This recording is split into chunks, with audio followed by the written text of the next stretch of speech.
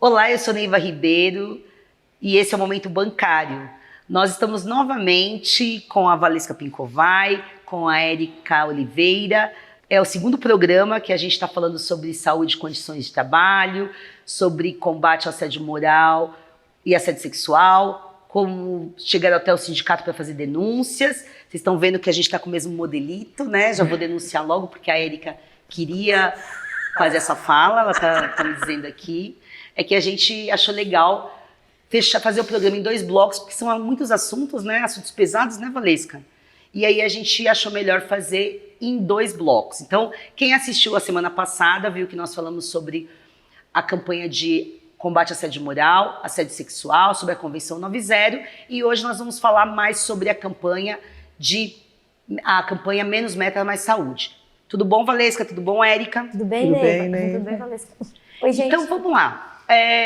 O sindicato está com várias campanhas, a gente está muito preocupado com essa questão, né, da saúde dos trabalhadores, de como o ambiente de trabalho causa adoecimento, causa um ambiente tóxico, né, que as pessoas precisam de recorrer ao sindicato para se proteger, para ser acolhidas, e a gente está desenvolvendo essas campanhas para sensibilizar, para esclarecer e para dizer para os trabalhadores e para as trabalhadoras do ramo financeiro que não estão sós, né? Que tem casos semelhantes, que isso não é normal, que precisam de procurar ajuda e de ajudar aos demais, né? Não, Valesca? Conta pra gente como que é essa campanha Menos Meta, Mais Saúde.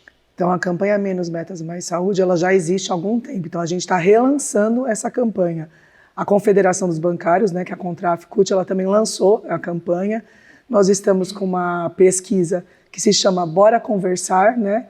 Onde a gente está passando em todos os locais de trabalho, pedindo para o pessoal dar a resposta dessa pesquisa, dizer como que é o ambiente dele no dia a dia, a cobrança de metas. E no sindicato a gente está relançando a nossa página Menos Metas e Mais Saúde. É uma página que tem bastante informação, traz bastante dados do adoecimento do trabalhador bancário, né? Que, como você colocou, a gente vive uma epidemia de transtorno mental, infelizmente, por conta da cobrança de metas abusivas. Nessa página a gente tem os números, os dados, né, do adoecimento, e a gente tem alguns vídeos também, que acho que a Érica pode estar falando, que a gente construiu com depoimentos dos bancários que nos procuram, não? Depoimentos reais do dia a dia da vida do bancário, do trabalhador bancário. Como que é essa questão da dramatização desses depoimentos, Érica? Então, todos os depoimentos, tanto da fase antiga quanto da fase recente, né, desses 3 últimos que a Valesca acabou comentando, são histórias reais que aconteceram verdadeiramente com bancários, são relatos que chegam para a Secretaria de Saúde, e esses relatos, eles são dramatizados, né, são roteirizados, e aí a gente convida atores para poder contar as histórias. Então, às vezes, você muda o gênero, você muda o banco, muda uma coisa ou outra para poder ficar uma coisa mais, digamos, genérica, mas são todas histórias reais.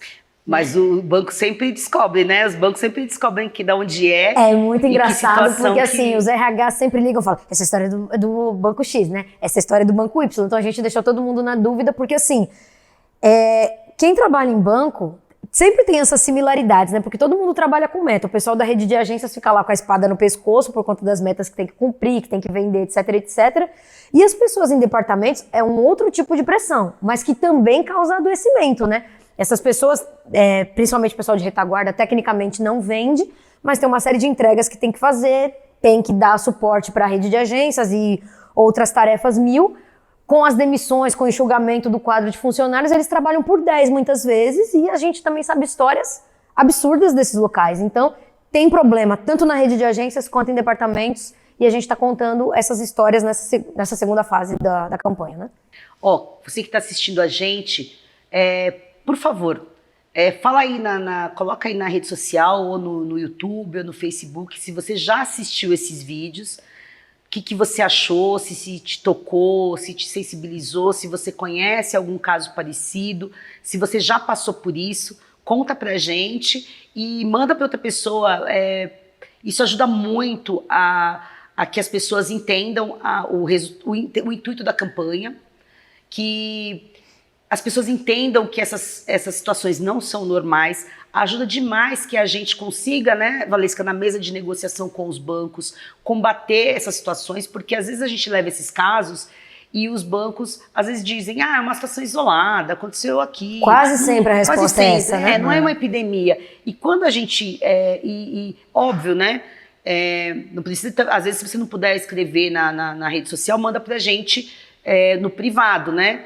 Porque a gente recebe muitas mensagens de que esses casos acontecem em massa. E principalmente quando os bancários saem, a gente recebe muitos depoimentos de que isso é quase que o cotidiano de uma agência bancária, de um departamento bancário, de um banco das fintechs também, né? Porque tem muita fintech agora surgindo, né, Valesca? Banco digital. E a gente não pode... a gente precisa de se unir para mudar esse panorama do setor. Não dá para a gente viver dessa forma, né? Neiva, infelizmente a realidade é difícil no local de trabalho. O que chega para a gente é falta de respeito, humilhação, xingamento no dia a dia, na cobrança de metas, exposição das pessoas. Apesar de a gente ter cláusulas da convenção coletiva que diz que não pode ter exposição em ranking, a gente sabe que isso acontece, né? Então, o que a gente fala para o trabalhador? Ele não pode ficar sujeito a esse tipo de tratamento. As pessoas têm que ser respeitadas. E a gente está aqui para garantir esse respeito. E para provar, como você disse, numa mesa de negociação, que existe essa falta de respeito, né? Até então, a gente tem um canal de denúncias para a pessoa estar utilizando, como a gente falou no outro programa. E essa campanha de Menos Metas, Mais Saúde é para alertar o trabalhador do que ele não pode se sujeitar. E que o sindicato está aqui para estar defendendo ele no dia a dia. Né? Não dá para você chegar no local de trabalho e o seu gestor gritar com você. Às vezes a gente tem várias denúncias no mesmo departamento e a pessoa fala assim, como você disse, né? Não, o problema é com o funcionário X, funcionário Y, mas não é, você vê que é um problema institucional do banco, né? Por isso que a gente está aqui nessa luta do dia a dia para tentar combater isso. E é curioso, duas coisas, né? É impressionante, na similaridade dos relatos a gente percebe duas coisas. Uma, como as coisas vão escalonando, porque começa de um jeitinho, aí depois você vai intensificando, e quando você vê, você está mergulhado numa situação que você está doente já, né? Com essa coisa da cobrança de metas. Outra coisa, como tem gestor criativo, né? Na hora de fazer as cobranças, criativo pro mal, né? É importante destacar isso, não é criativo pro bem, é criativo pro mal. Porque assim, ele burla, né? Porque assim, a convenção coletiva tem uma série de mecanismos que te amarram, você não pode fazer ranking, você não pode fazer exposição. Muitos sabem disso, aí cria medalha, aí cria competição e fala, não, eu não tô expondo, mas quando você dá uma medalha pro primeiro colocado, você tá dizendo alguma coisa pros demais, né? Então eles usam essa criatividade pro mal mesmo, para que as pessoas se sintam mal, se sintam humilhadas e muitas vezes acabam adoecendo por conta da cobrança de meta. E aquelas dancinhas, né? Que vira e mexe tem as dancinhas, aí tem gestor que fala, não, foi uma coisa espontânea, mas você sempre vê aquele que tá lá no canto, assim, com aquela cara de... Meu Deus, se eu não fizer... O que eu não faço pelo meu emprego, né? Se eu não fizer, eu vou ficar... E a premiação? Você vai ganhar um bombom se você conseguir atingir a meta hoje, né? E espalha para todo mundo, tô dando um bombom para esse, porque ele conseguiu, quer dizer, tá expondo a pessoa... ali na frente. Tem um banco que nós não vamos falar o nome, que a gente teve uma negociação, foi dado improcedente, né, o problema lá em relação a assédio, o banco, porque assim, a gente também, nós temos todo um trâmite, né, de apurar denúncia, tudo mais, no caso de você, a gente está falando de Menos Meta Mais Saúde, os bancários vão lá, denunciam e tal. A gente teve um banco que a gente não conseguiu apurar denúncia, e o banco deu improcedente para a gente. Os bancários não concordaram com isso, continuaram denunciando, a gente fez uma atividade no banco, nós não vamos falar o banco que é. Mas essa atividade, ela extrapolou aí a... Não pode mostrar a imagem? Acho que pode, né? Vamos ver, vamos avaliar. Vamos avaliar. Mas a gente teve muito comentário sobre o que aconteceu nessa agência, e sobre como os bancários se sentiram representados, né, pela atividade do sindicato nessa agência, porque eles se sentem muito pressionados, não foi isso, Érica? A gente sempre trata, toda vez que a gente tem um problema, a gente sempre tenta resolver o problema. Na negociação coletiva. Exatamente, primeiro na conversa. A gente sempre fala que é o método ortodoxo de resolução dos problemas, né? Na conversa e tudo mais. Muitas vezes essa coisa extrapola. Quando extrapola, a gente parte para os métodos heterodoxos, que eu imagino que é desse caso que você está falando. Então, assim, para a gente chegar naquele extremo, teve muita conversa antes. A gente sempre fala isso para os bancários. A gente sempre tenta resolver na conversa para melhorar o ambiente, para melhorar o clima, para que todo mundo trabalhe minimamente feliz e satisfeito e com saúde mental para fazer isso, né? Mas às vezes tem hora que só uma boa atividade heterodoxa resolve o problema. Infelizmente, não deveria ser assim, né? Mas é nosso papel, inclusive, falar, ser a voz dos bancários, né? Dizer, eu não aguento mais, eu preciso extravasar de alguma forma. E a gente continua acompanhando esses bancários, a gente continua acompanhando esse caso, porque não termina aqui, né?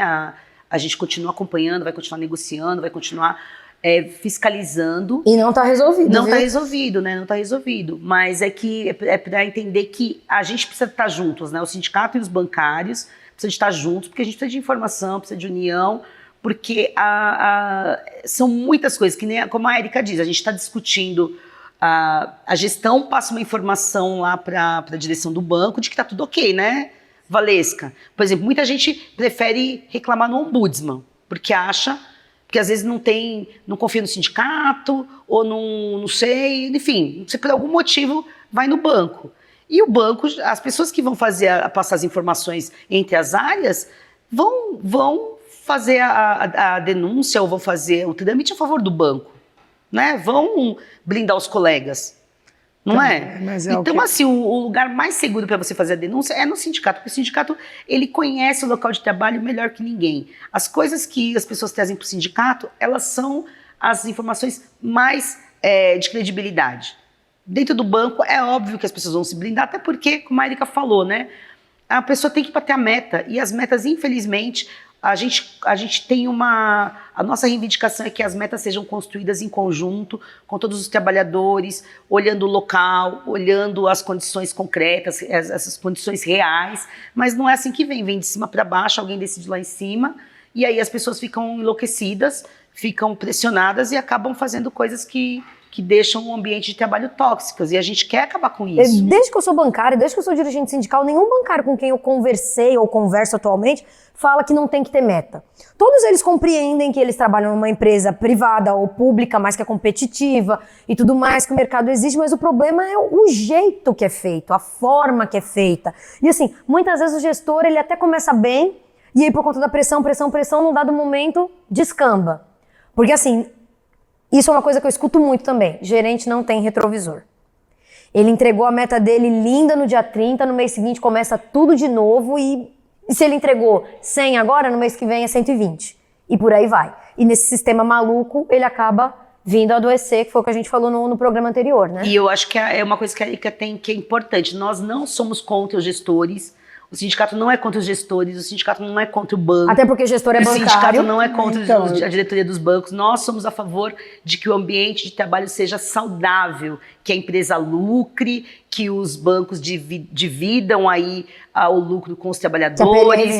A gente é a favor que todo mundo tenha uma PLR boa. A gente quer que os dividendos sejam divididos para os acionistas, mas que paguem impostos, né, sobre os dividendos, para que a gente tenha políticas públicas. A gente quer que os bancos, o sistema financeiro vá bem, né, para que os juros diminuam, para que tenha política pública para o desenvolvimento. Que contrate mais bancários. E é importante que o sistema financeiro, que os bancos vão bem no país. A gente torce muito pelos bancos. O sindicato não é contra os bancos, mas a gente quer que tenha um ambiente saudável, tenha o sistema financeiro desenvolvido, tenha regulação, tenha sindicato forte, e aí não cabe esse sistema de metas que como a Érica falou, só aumenta, tira tudo do trabalhador, aí depois quando ele não consegue mais entregar porque ele está adoecido, joga ele fora. Então, que a Érica estava colocando, que a gente tem que deixar bem claro, a gente tem mania de falar do gestor, muito falar do gestor, mas como eu disse, a meta ela é institucional, ela vem do banco.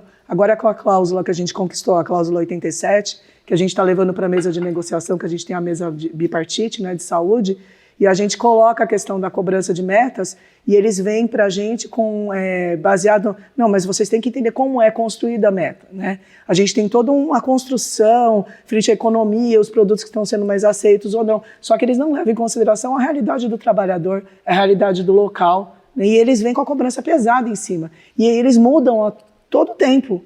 A pessoa começa com aquela meta, dali a pouco, daqui uma semana já é outra meta e ela nunca consegue atingir aquilo. Vira uma bola de neve. Então eles não levam em consideração. Então a gente tem que deixar bem frisado isso, né? Érica, Neiva, quando a gente fala, a gente não está aqui para atacar nenhum trabalhador. O gestor é um trabalhador como um bancário, como o outro bancário que está ali, só que ele está sofrendo muita pressão, né? Porque é institucional a cobrança.